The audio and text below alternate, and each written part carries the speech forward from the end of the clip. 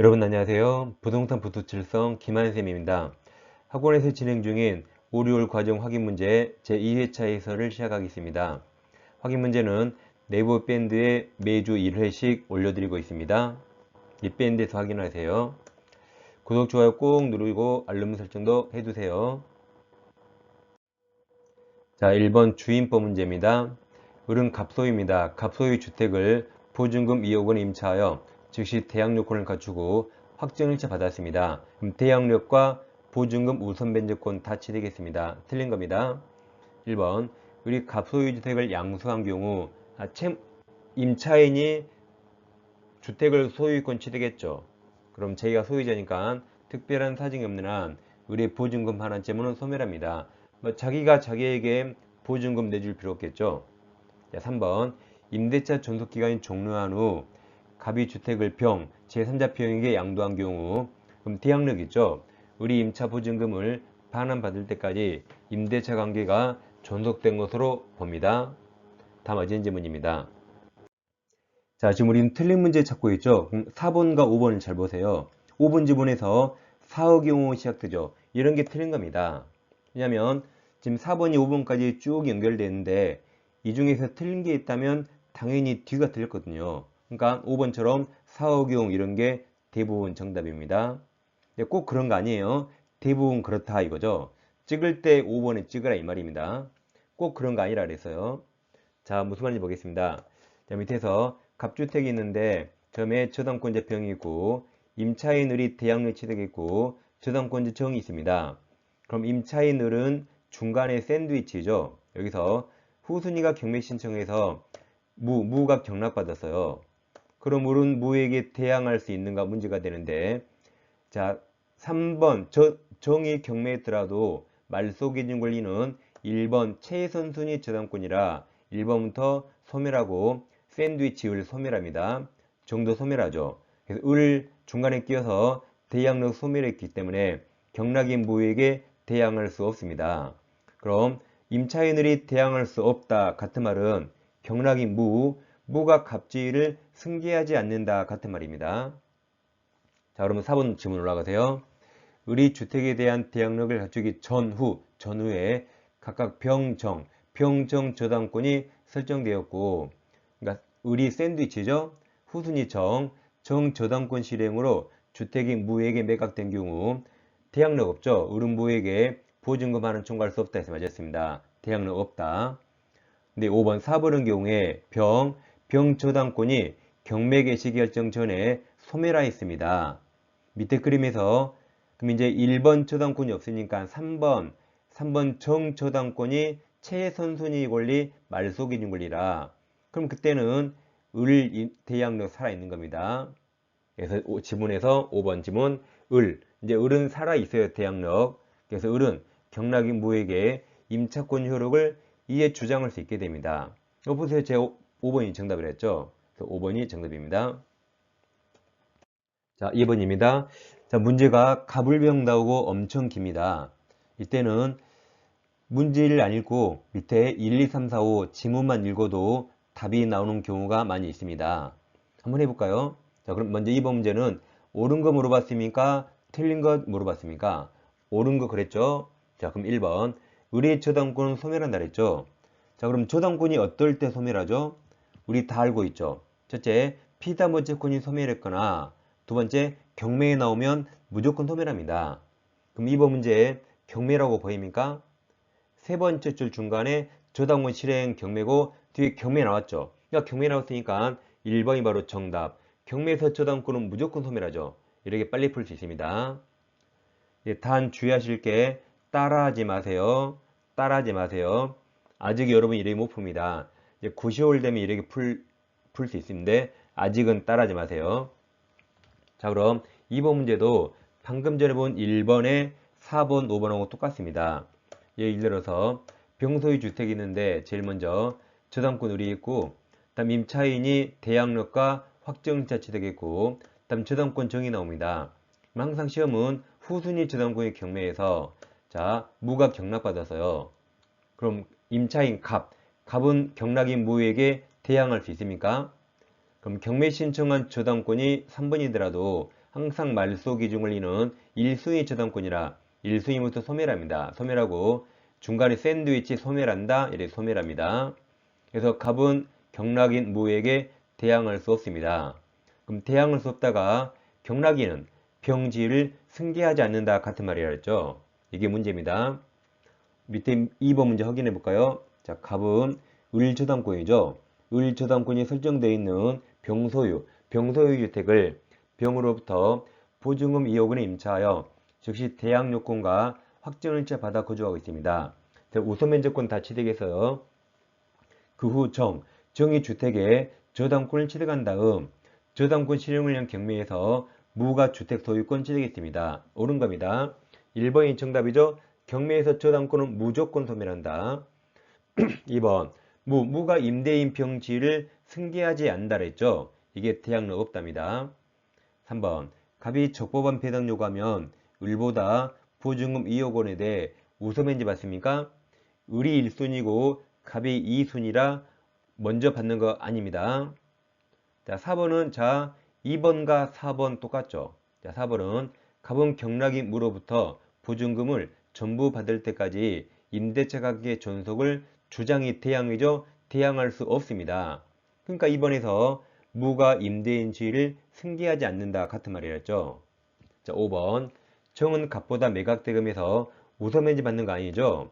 갑이 선순위고 정이 후순위라 정이 더 늦게 받습니다. 정답은 1번 나왔습니다. 자, 3번입니다. 상위법 내용 옳은 겁니다. 1번 임차인이 대항력을 갖추기 위해서 임대차 계약서에 확정일자 필요 없죠. 확정일자는 우선 변제권의 요건입니다. 2번 사업자 등록 대상이 되지 않는 건물에 대해서 이 법 적용되지 않죠. 정답 2번이네요. 이 법은 사업자 등록 대상이고 영리 목적이 됩니다. 3번 상위법은 최단기간 1년이죠. 기간을 정하지 아니하거나 기간 1년 미만으로 정한 임대차는 1년이 됩니다. 주임법이 2년입니다. 5번 권리금 회수 방해로 인한 임차인의 임대인에 대한 손해배상 청구권은 기산쯤에 틀렸네요. 방해가 있는 날 틀렸고 임대차가 종료한 날입니다. 임대차가 종료해야 권리금 받는 거죠. 종료한 날이에요. 그리고 3년을 맞았네요. 소멸시효 3년. 3년도 시험에 잘 나옵니다. 상위법은 숫자가 3자가 제일 많아요. 정답은 2번이었습니다. 이어서 가등기 담보의 성질을 공부하겠습니다. 첫째, 가등기 담보가 있으니까 법적 성질이 저당권은 똑같습니다. 부정성, 수반성, 불가분성, 물상대성, 경매청구권 다 있습니다. 2번, 가등기가 담보가등기지 여부는 그 등기부상 표시에 의해서 형식적 결정을 된 게 아니죠. 거래 실질과 당사자의 의사해석이 문제고 등기부를 보고할 수 없습니다. 3번, 일반적으로 담보 목적으로 가등기를 경료한 경우 담보물에 대한 사용수익권은 채무자겠죠. 가등의 설정자인 소유자, 즉 채무자에게 있다고 할 것이나 청산금을 지급할 필요 없이 청산 절차가 종료됐죠. 그때부터 채권자에게 기속됩니다. 4번 일반적으로 부동산을 채권 담보 목적으로 양도, 이게 양도담보죠. 담보한 경우 특별한 사정이 없는 한 목적 부동산에 대한 사용수익권은 채무자에게겠죠. 채무자에게 양도담보 설정자에게 있으므로 양도담보권자는 사용수익할 수 있는 정당한 권한 있는 채무자나 또는 그 채무자로부터 사용수익할 권한을 승계한 자, 예를 들어 임차인 등에 대해서 사용수익하지 못한 걸 이유로 임료상당의 손해배상이나 부당이득 반환 청구할 수 없습니다. 왜 그럽니까? 사용수익권은 채무자, 설정자에게 있어요. 따라서 채무자에게 부당이득 반환 청구 못하고 또 그 채무자로부터 임차한 자에게도 여전히 부당이득 반환 청구할 수 없습니다. 자, 그 다음 양도담보권자가 목적물을 인도 청구할 수 있는데, 자, 예를 들어서 채무자가 이행지체에 빠져서요 돈을 안 줍니다. 따라서 그 채무자로부터 또 목적물 점유에 이주받는 제3자 이들에게 인도 청구할 수 있는데, 자, 양도담보권자는 뭘 종료해야 소유권을 취득하죠? 청산을 종료해야 되거든요. 따라서 아직 청산하지 않았으니까 소유권에게서 인도 청구할 수 없고, 단 채무자가 이행을 지체하니까 담보권을 실행해야겠죠. 그래서 담보권 실행을 이유로 인도 청구할 수 있습니다. 근거를 잘 기억하세요. 자, 4번입니다. 가등기담보법 옳은 겁니다. 1번 공사대금 채무를 담보기한 가등기에 이 법 적용되지 않죠. 이 법은 사채업자를 막기 위한 법이에요. 사채업자는 금전 소비대차만 나오니까 공사대금에는 사채업자 안 나와요. 그래서 공사대금 채무에는 이 법 적용되지 않습니다. 2번 청산금을 지급할 필요 없이 청산 절차가 종료된 경우 그때부터 담보 목적문에 과실수취권은 이제 채권자에게 오는 거죠. 정답 2번입니다. 4번 가등기 담보에 그 다음 자 채무자의 채무 변제 이게 선이행이고 가등기 말소가 후행으로서 동시행 아닙니다. 채무자 채무 변제는 1초 만에 끝나요. 핸드폰 버튼 누르면 1초 만에 송금되는데 가등기 말소는 며칠 걸리죠. 그러니까 동시행 아닙니다.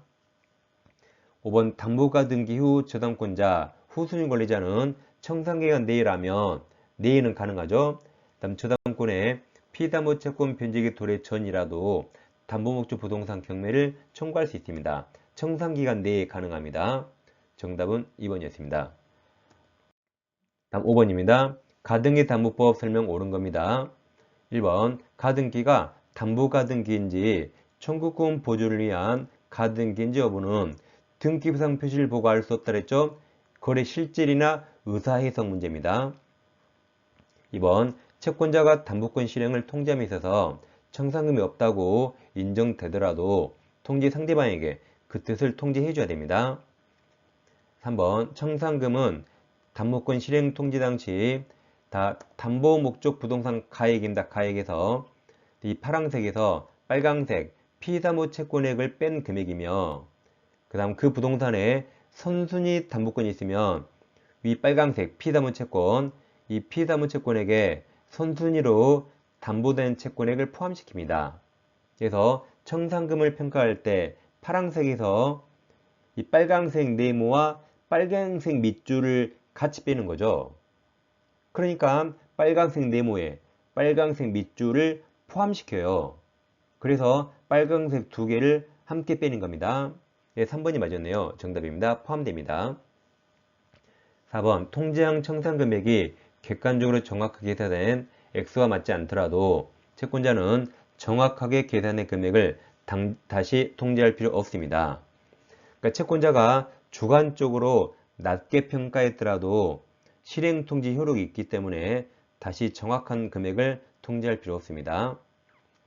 5번 자 언제부터 과실수취권이 채권자에게 귀속된다 그랬죠?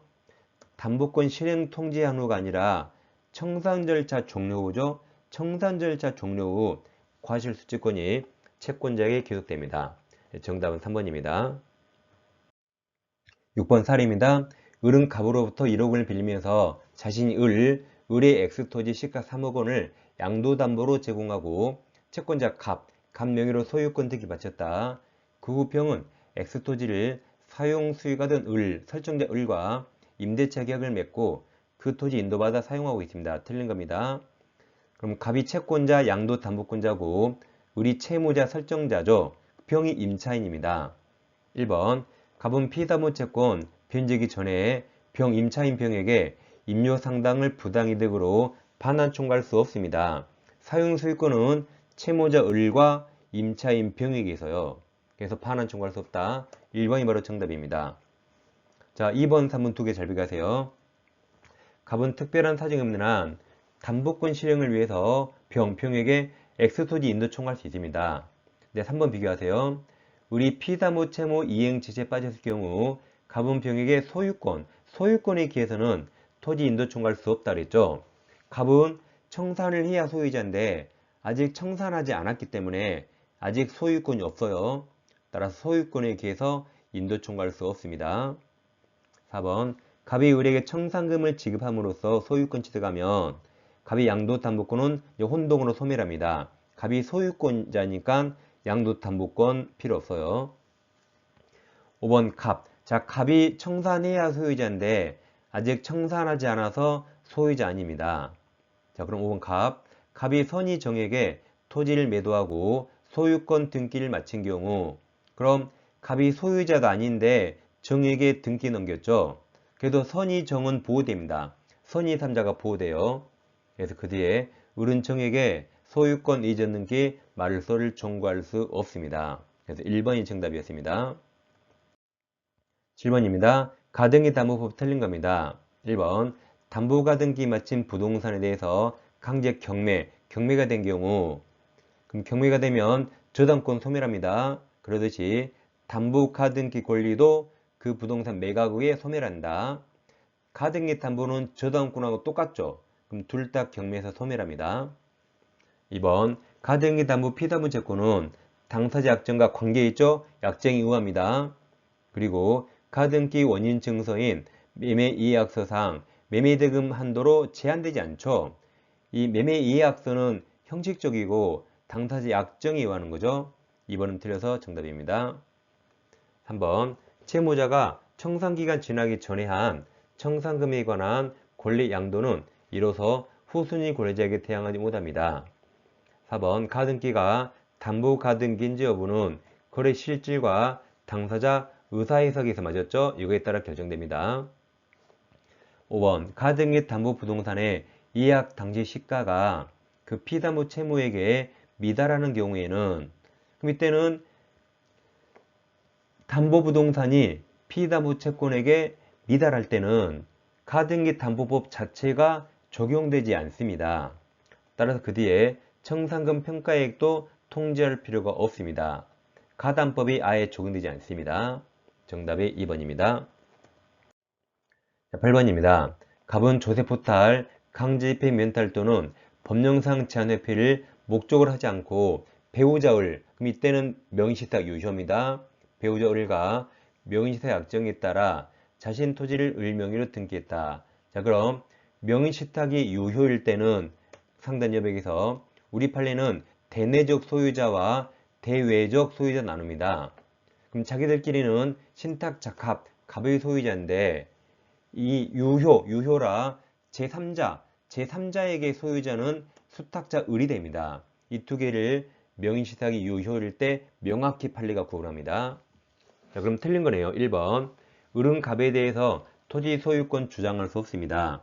갑과 을끼리는 대내적 소유자 갑입니다. 3번 정에게는 을만 소유자요. 제3자 정이 토지를 불법 점유하는 경우 갑은 대외적 소유자 아니죠.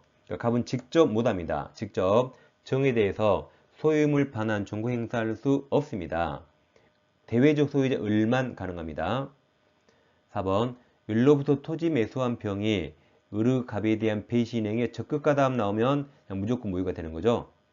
5번 병이 을과의 매매계약에 따라 X토지에 대한 소유권 이전 등기 마친 경우 특별한 사정이 없는 한 병이 토지 소유권 취득합니다. 왜냐하면 제3자 병에게는 수탁자 을이 대외적 소유자죠.